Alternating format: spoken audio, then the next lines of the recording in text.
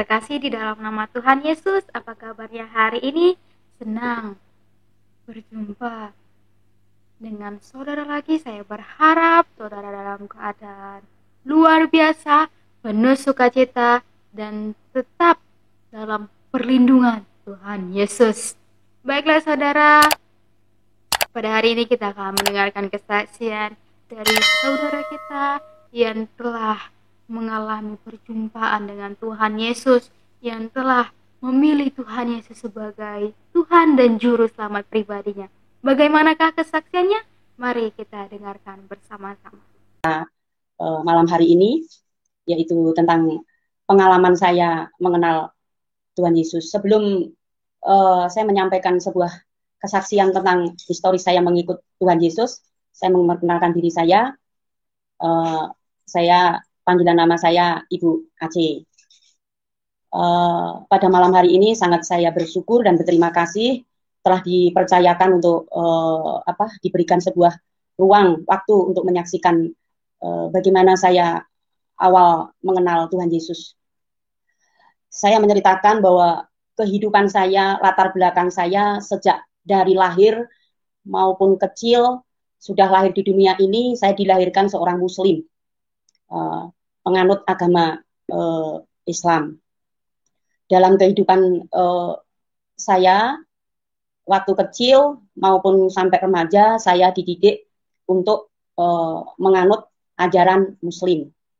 Dan saya juga sering pergi ke musola, bahkan saya menjalankan semua syariat Islam saya jalankan, yaitu saya sholat, bahkan saya berpuasa, bahkan saya, ya itulah ajaran dari Muslim, saya ikuti semua karena keluarga besar semuanya penganut Muslim.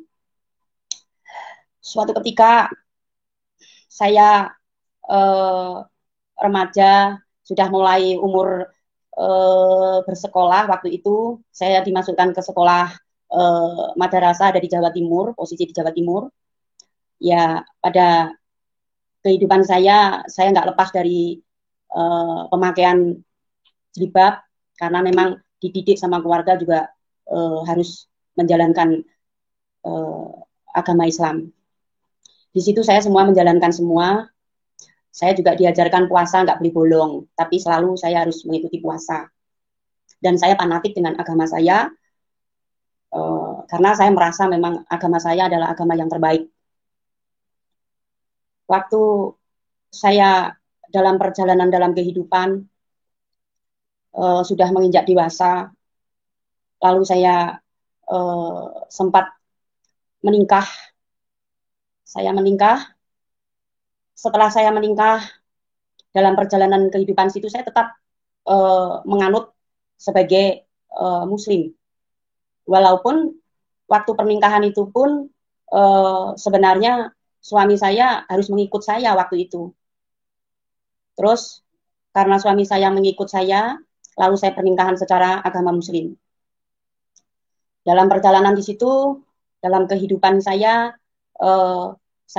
setelah perjalanan menikah, saya sering ngikuti pengajian, saya sering sharing-sharing dengan tokoh-tokoh agama di situ, dan saya memang sangat juga fanatik di situ. Ya, setelah di perjalanan kehidupan rumah tangga saya, berapa tahun kemudian saya memang dipisahkan secara cerai mati ya, misalnya seperti itu. Tetapi karena saya ini terus saya mencari Tuhan, mencari Allah ya, waktu itu saya selalu berzikir, minta saya selalu berdoa istiqoroh, minta petunjuk dari Allah apa yang harus saya jalani dalam hidup saya setelah saya hidup sendiri. Dalam perjalanan di situ saya rupanya sering air mata saya kuras untuk selalu mohon petunjuk, bahkan tahajud, puasa, Senin Kemis, apa ya segala saya jalani. Tetapi di situ saya rasanya juga nggak pernah mendapatkan sesuatu yang membuat saya bahagia, membuat saya damai. Terus suatu ketika saya masuk di dalam kamar, Waktu itu saya mau sholat maghrib. Setelah saya sholat maghrib, saya bertanya, tiba-tiba saya mau sholat. Saya sudah mau sholat, sudah ambil wudhu. Saya ter, ter, terdesak, apa kayak ada sesuatu. Detaan itu aku berhenti gitu. Saya berhenti gitu. Setelah saya berhenti, saya nggak tahu tiba-tiba saya bertanya, Yesus. Tiba-tiba saya bertanya Yesus, padahal waktu itu saya tidak tahu siapa Yesus. Saya bertanya kepada Yesus, kalau memang engkau, sebenarnya Yesus itu siapa? Yesus itu Tuhan atau siapa? Padahal saya tidak tahu itu Yesus. Sedangkan saya tahu waktu sebelum saya dijumpai Yesus itu, saya tahu salib itu apa itu. Saya nggak suka. Buat aku itu sangat hal yang nggak pas lah buat saya waktu itu. Tetapi pertanyaan di situ, saya bertanya, Yesus sebenarnya siapa? Apakah engkau ini Tuhan, Allah, atau siapa? Kalau memang engkau Tuhan, Yesus itu sebagai Tuhan yang disembah umat manusia, bahkan disembah orang-orang Kristen, tampakkan. Sore hari ini juga tampakkan dirimu. Di situ benar ada jawaban. Ya, akulah Tuhan yang disembah orang-orang Kristen, bahkan disembah setiap umat manusia. Itu jawaban yang saya dapat. Setelah itu saya diam, merenung, bener enggak, bener enggak, bener enggak. Wajar kan kalau saya itu seperti itu, karena saya tidak tahu. Di situ Tuhan Yesus berkata, benar, sampai terngiang, sampai sekarang benar. Tetapi saya tunduk. Wajah saya tundukkan, tidak berani melihat. Setelah saya berjumpa dengan Tuhan Yesus, saya perjalanan hidup itu mengalami sebuah kehidupan yang membuat saya tidak mampu untuk menghadapi itu semua. Tetapi Yesus berkata, segala mujizat aku punya semuanya. Lalu saya minta sama Tuhan, Tuhan, aku tidak mau Tuhan Yesus, kalau memang kau Tuhan Yesus, tolong saya. Saya tidak mau rumah saya terjual. Saya berkata-kata sendiri di dalam kamar. Ya, berikutnya Tuhan Yesus menolong saya. Rumah itu tidak terjadi terjual. Ada yang membayar. Tetapi terus saya bertanya terus kepada Tuhan Yesus. Tuhan Yesus jawab lagi, iya, aku inilah yang bisa membersihkan kejahatanmu. Aku bisa membersihkan dosa-dosamu. Akulah jalan kehidupan. Kamu harus pilih hidup. Jangan akan pernah pilih mati. Di situ saya memilih hidup. Tetapi tidak sampai di situ saja. Saya sudah dibanding terus. Saya banyak bertanya. Tetapi saya banyak ada guru-guru tokoh-tokoh dari, ya ada Pak Kiai, ada Ustadz, saya bertanya. Tapi jawabannya tetap aja tidak bisa. Tetap aja di dalam hati saya, otak saya ini sudah mengatakan Yesus, bahwa Yesus itu Tuhan, Yesus itu Tuhan. Suatu ketika ada seseorang yang sering bimbing saya untuk selalu ikuti pengajian, menjemput saya sambil marah-marah, kenapa Bu Ani sekarang tidak datang. Tapi saya masih datang, tetapi pikiran saya sudah Yesus. Yesus itu Tuhan. Bahkan saya dikasih buku pun, saya tetap aja sudah tidak mau membaca lagi. Di situ. Ini benar-benar nyata di dalam kehidupan saya. Tetapi di dalam perjalanan saya mengenal Tuhan Yesus, saya kira, saya bayangkan mudah. Ternyata membuat saya tuh ada penuh ketakutan juga. Bagaimana nanti keluarga saya, bagaimana nanti keluarga besar saya, nerima saya atau tidak. Tetapi warga saya bertanya, apa agama kamu? Apakah kamu masih sembahyang, masih sholat? Saya berkata masih. Padahal saya sudah tidak. Karena KTP saya masih Muslim. Kebetulan saya ditanyai sama keluarga saya, ya ini masih muslim. Di situ rupanya juga keluarga saya semua mengatakan saya apa setelah tahu saya kadang cerita gitu, ini kok ikut apa istilahnya Yesus kabar-kabarnya sudah tidak mau sholat karena ada yang membocorkan suatu saat keponakan saya datang. Saya dikatakan kafir, dikatakan murtad, bahkan orang tua saya meninggal karena saya orang kafir. Saya nggak boleh, nggak diizinkan lihat. Ya sudah, saya nggak apa-apa.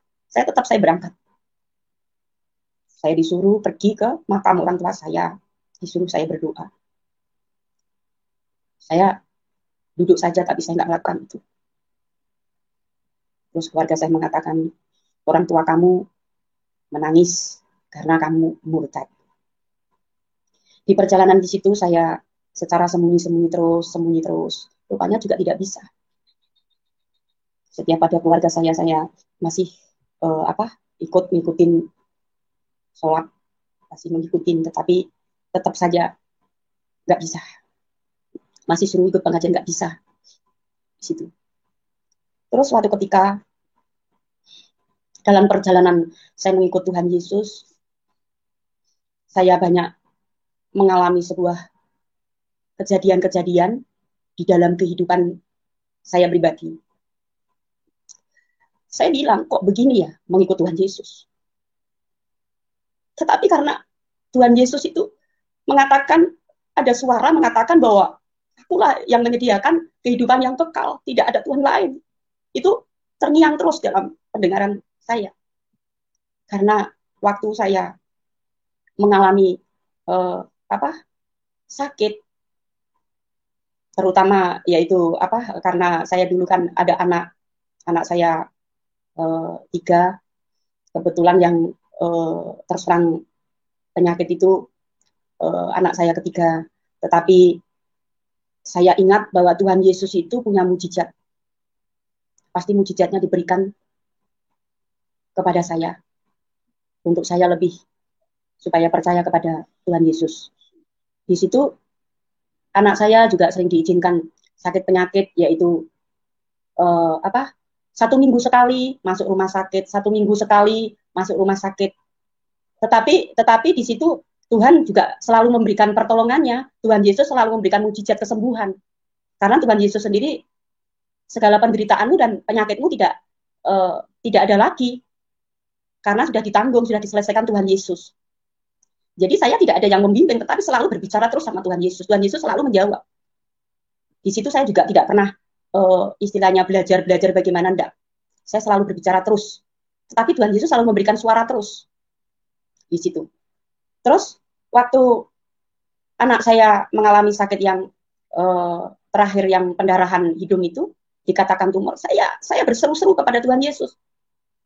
Nyatakan mujizatmu Tuhan, beri aku satu mujizat bahwa anak saya tidak akan kena yang dikatakan diagnosa tumor, tidak akan kena. Di situ Tuhan Yesus berkata seperti ini, aku akan memberikan pertolongan buat anak kamu.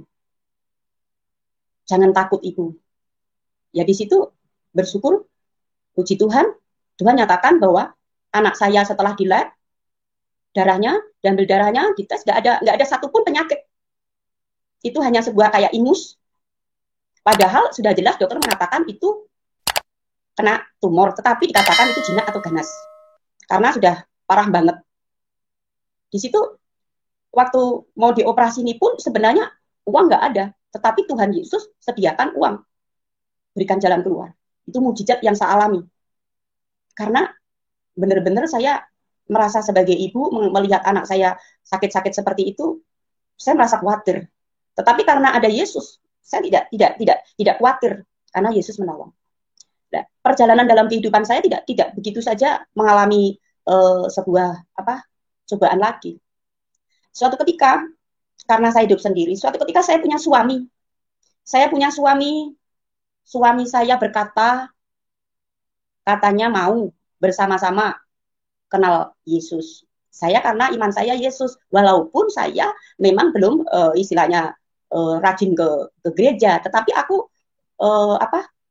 sama suami itu perjanjiannya katanya mau sama-sama ke gereja, sama-sama istilahnya percaya sama Tuhan Yesus.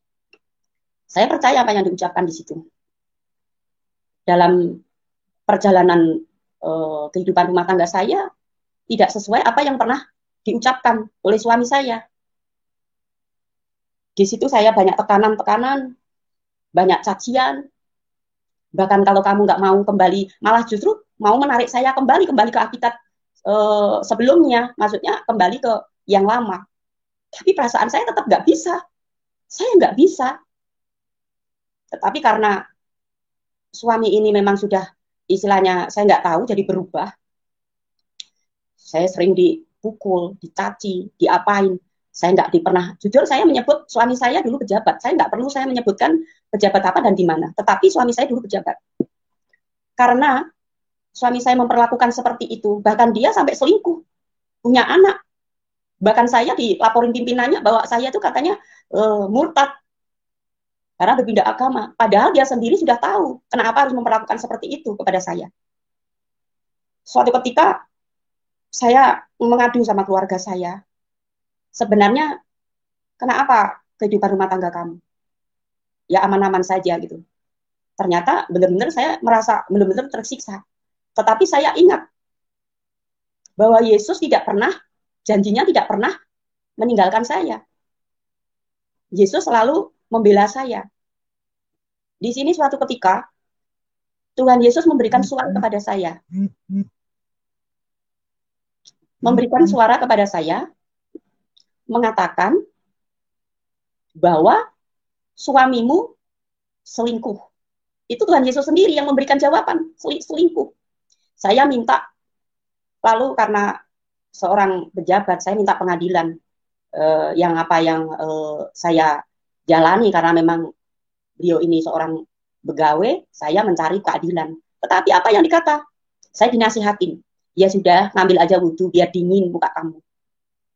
Biar selesai masalahmu. Tetap aja saya nggak bisa. Saya nggak bisa. Terus suami saya memperlakukan saya, sudah selingkuh, sudah gaji nggak dikasih, uang nggak dikasih. Bahkan saya dikatakan kamu pulang saja ke tempat orang tua kamu, nanti saya susul. Suatu ketika saya pulang, dia nggak nyusul. Tapi saya di dalam hati saya, Yesus, kenapa seperti ini terjadi? Kenapa orang ini, suami saya ini tidak memberikan istilahnya keadilan dalam hidup saya? Kenapa dia? Suatu ketika naik turun hati saya harus bisa mengampuni suami saya. Karena waktu itu saya memang harus bisa, karena ajaran Yesus untuk mengampuni. Kasihilah musuhmu, ya sudah, saya belajar mengampuni. Suatu ketika saya mengampuni, saya kembali, rasanya panas, saya nggak bisa lagi.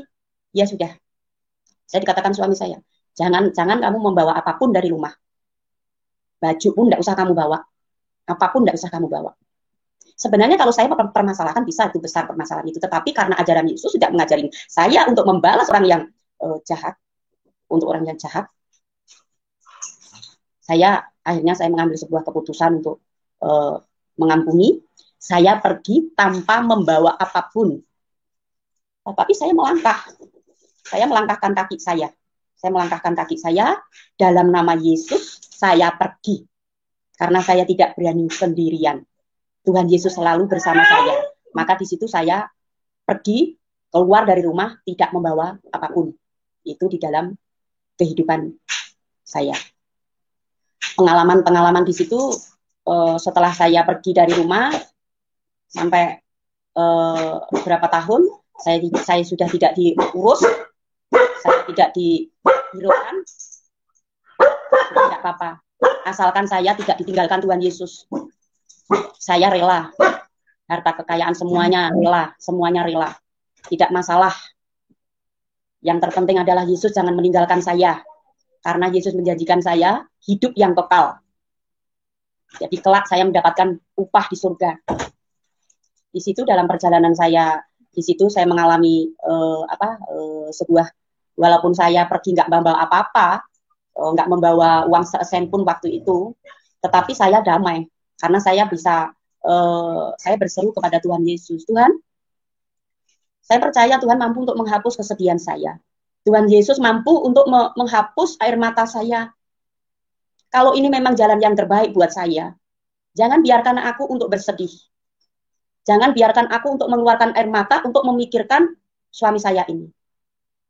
Disitulah Tuhan Yesus menjamah saya, memberikan kelegaan, dan saya bisa mampu kuat berdiri sampai saat ini.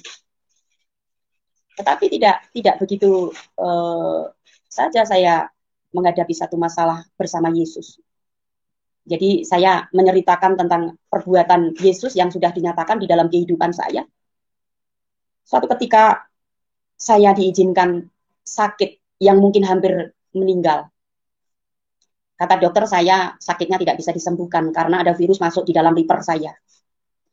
Tetapi Tuhan Yesus, waktu saya menghadapi sakit penyakit, saya dimasukkan rumah sakit. Setelah dimasukkan rumah sakit, saya diimpus, dikasih makan yang lezat-lezat karena mungkin detik-detik saya mungkin besok sudah dipanggil Tuhan.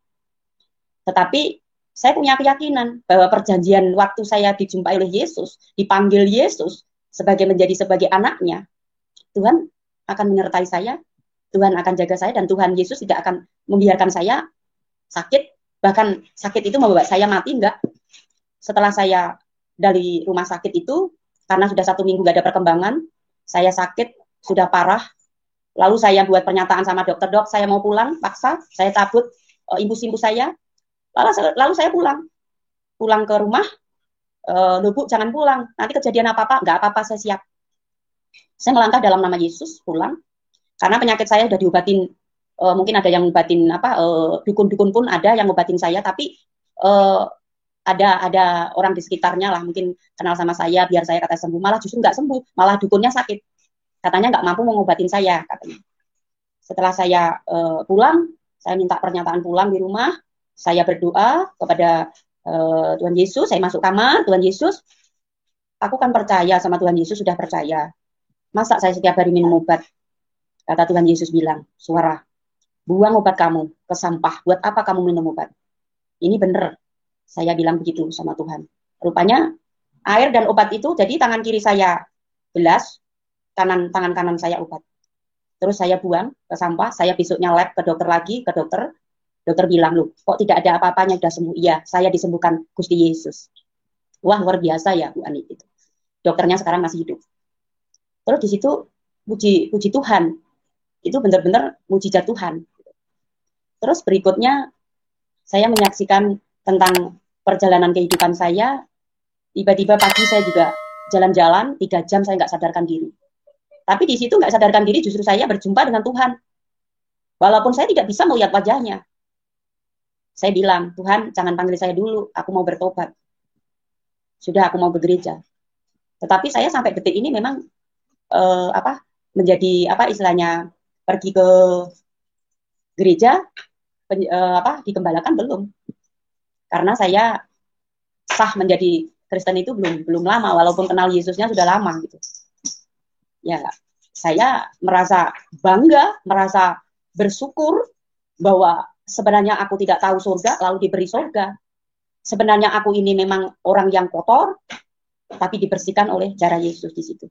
Bahkan Yesus mau mengampuni saya, walaupun di dalam perjalanan di situ memang ada sebuah guncangan-guncangan, tetapi yang membuat saya bertahan, kehidupan yang kekal. Pengampunan dosa, akulah jalan kehidupan dan kebenaran. Itu yang membuat saya bertahan, apalagi ditambah melihat kesaksian guru besar, yaitu Bapak Ibrahim, Sapudin Ibrahim, yang membuat saya semakin kuat. Karena memang Tuhan Yesus itu bahwa hidup ini harus benar-benar memang punya pegangan gitu. Ya kamu harus istilahnya waktu saya melihat kesaksian itu, sudahlah segera saya mengganti identitas saya. Bahkan saya berani istilahnya kelak saya harus berani pengakuan bahwa saya ini sekarang menjadi anak Tuhan Yesus, menjadi murid Tuhan Yesus. Ya sudah, itu sebagai harga mati buat saya percaya Yesus. Jadi rasanya itu dibanding istilahnya saya menjalani sebuah kehidupan bersama Yesus walaupun banyak satu kehidupan masalah, tetapi rasanya ringan karena Yesus yang menanggung semuanya. Dan saya juga bersyukur juga mujizat Tuhan telah terjadi lagi di dalam kehidupan saya. Yaitu suatu ketika Tuhan itu selalu memberikan selalu jalan keluar buat saya di saat saya memerlukan, membutuhkan, selalu Tuhan diberikan sebuah jawaban gitu. Jadi selama saya mengiring Tuhan Yesus, walaupun secara diam, hati saya selalu berbicara terus sama Tuhan. Saya ingin selalu melekat sama Tuhan, lekatkan Tuhan hati saya untuk selalu rindu bersekutu, karena memang aku menjadi murid Yesus harus bersekutu sama Yesus. Karena jujur saja itu suatu kebanggaan dalam kehidupan saya memiliki Yesus yang Yesus itu Tuhan, Yesus itu memang hidup. Hanya Yesuslah yang menjadi pegangan hidup saya sampai detik ini. Luar biasa, saudara, kesaksian yang telah kita dengarkan. Semoga melalui kesaksian ini iman kita semakin dikuatkan, kita semakin percaya bahwa ketika kita menerima Tuhan Yesus, ketika kita sungguh-sungguh mengikut Dia, ada harga yang harus dibayar. Meskipun kita harus meninggalkan rumah kita, saudara-saudara kita, tetapi yakinlah Tuhan akan menggantikannya berlipat-lipat kali ganda, dan kita akan memperoleh hidup yang kekal bersama dengan Tuhan Yesus. Amin, saudara. Firman Tuhan dalam Matius 19 ayat 29, dan setiap orang yang karena namaku meninggalkan rumahnya, saudaranya laki-laki atau saudaranya perempuan, bapak atau ibunya, anak-anak atau ladangnya, akan menerima kembali 100 kali lipat dan akan memperoleh hidup yang kekal. Hanya bersama dengan Tuhan Yesus kita memperoleh keselamatan yang kekal. Hanya bersama dengan Tuhan Yesus hidup kita aman, dan kita mempunyai harapan yang tiada pernah terbatas, saudara. Kita mempunyai harapan bersama dengan Tuhan Yesus.